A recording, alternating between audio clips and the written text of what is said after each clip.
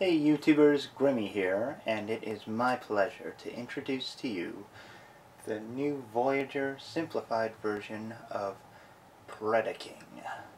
Now this new mold was actually released recently, and I just happened to run into him in Target, of all places. So, it's basically a design based on the Commander class version of Predaking. I would say an upscale, but there's a lot of changes made to it, so it's not really an upscale, but a new design based on a smaller toy. So let's get down to it, shall we? Okay, well, the very first impression I got of this Predaking when I saw it is, man, this thing is gigantic. How big is he? Well, let's take a look at him next to the original Voyager class Predaking. And yeah, that is a significant size difference. Even if we get the wings out, Predaking is a lot bigger than his original Voyager. That's impressive in itself. I mean, this Dragon mode is great. It's a better scale for your Transformers Prime shelf, and it looks real nice. I mean, it's a sleek, very nice looking dragon. I love it. Has a nice amount of articulation too. And he's got up and down movement on his head. Sadly, there's no jaw articulation this time, which is a bummer, I'll admit it. He's got ratchet joints in the shoulders and elbows, bicep swivel, and he has swivels in the hips, which is pretty nice. The wings have a couple detents for up and down, and have a forward-back movement too. So yeah, he actually got a decent amount of articulation for being a simplified figure. And let's take a look at the figure that he was based on with him, the Commander class Predaking. I only got the SDCC version, so I guess we'll have to make do with that. But as you can see, there are a lot of differences between them. The SDCC Predaking had ball-jointed wings that look significantly different from the Voyager, and are worked differently. These are on like pin joints, while this one had ball joints on it. The head is actually sculpted different. This one actually splits in half to form a second pair of wings. This one doesn't. And another minor thing is the shoulders are sculpted differently, and the arms generally work a little different than the Voyager. But I guess we'll get into that a little later. But yeah, there is one more figure to compare it to, and that would be the one that would might actually be bigger. And that is the Beastfire Predaking, who is a little bit bulkier, I'll admit it, but not always in a good way. The wings have more articulation in Beastfire Predaking, I'll admit that much, but not by a whole lot. And there is some wrist joints in the Beastfire version as well. Otherwise, they're pretty similar.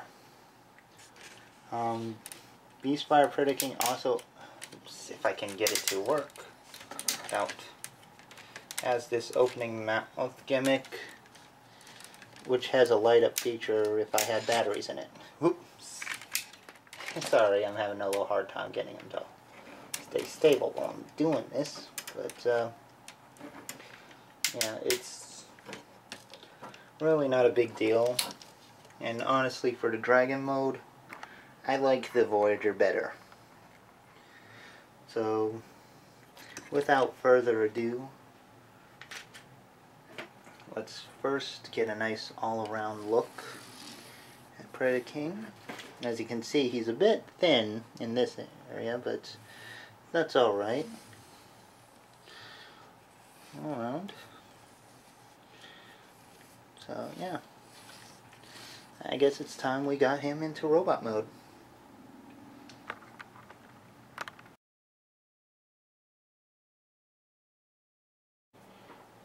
Getting Predaking in robot mode results in this nice, very big, impressive, and imposing robot.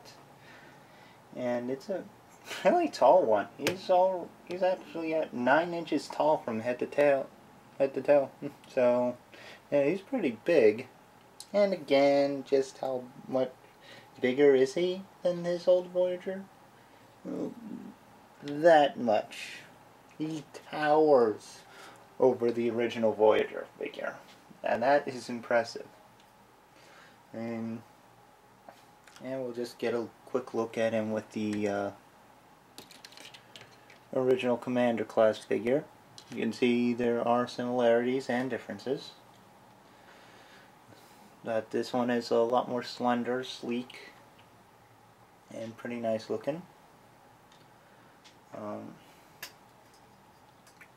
But yeah, we'll get to the rest of the comparisons in a moment.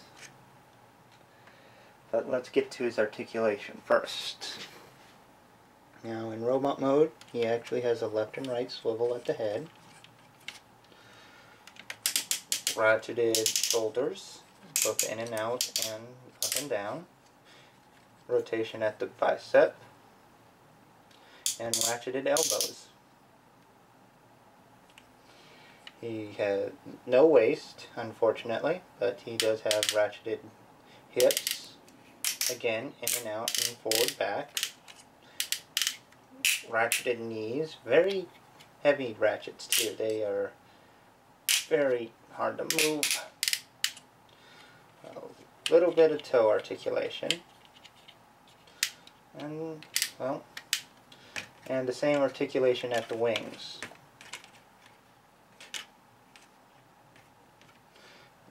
So it's not great, but it's not bad either. Now for weak points, there aren't a lot, but there are a couple. The biggest one, I think, is actually in the face, which is mostly unpainted. They really needed to add some silver or gunmetal to the face to bring out the facial features. I can only see eyes and a couple little things around his chin. There's no real... The color does not help to define the facial features on this guy. It's unfortunate, but true. And the other little nitpick is just that the fact that the dragon head is just hanging off the back now. It's unfortunate, but I'll let it slide just because it's a very cool looking head in dragon mode. And it's not the end of the world as far as kibble goes. I've seen worse. For his accessories, he comes with this little missile launcher that uses a pressure missile. Doesn't work too well though. It's unfortunate, but he does have a gun. And it fits in his hand very nicely. Actually, it does look like it becomes part of the hand, which is nice. And the real cool accessory he comes with is his mighty Infernum blade, which is gigantic. It's made from the tail, but yeah, that is a big sword, and it's fitting for Predaking too. And a nice big heavy sword really makes him look cool. Now for another quick comparison, let's put him to the test with the Beastfire Predaking. And I'll make sure Beastfire gets his big sword too. As you can see, these two guys are pretty even as far as height goes. Beastfire Predaking's a lot bulkier, a lot thicker build, while the Voyager is leaner and looks a little bit more in line with the show model. I like the Beastfire version, but I think I'm going to give the win to the Voyager class. Just because the default retail size is actually significantly cheaper. This guy retails at 20, he retails at 60. And that's partly because of the light up effects, but for collectors, I think this one's going to be the more interesting one. Okay, now just for fun, let's take a look at Predaking with, well, Predaking, the G1 variety. And as you can see, these two look absolutely nothing alike, except for maybe a bit in the color scheme department, but not even completely in that. And I'm not surprised that this Predaking's bigger, because it's made of 5 robots and a lot of die cast. This guy's plastic, 1 robot, that's the thing. But yeah, it's a nice look at how the character name has moved on to a different character. I still want to see a classics version of this guy, though. Just want to put that out there. And just for some more fun, let's get Predaking with his Predacon minions and my avatar character, who's a custom replica. So yeah, it looks really good with all the other Predacons. And I do like it, I really do. I think this is probably the finest version of Predaking ever made, at least in my opinion. So I would highly recommend at least picking this one up. If you're not down with like the simplified figures, that's fine.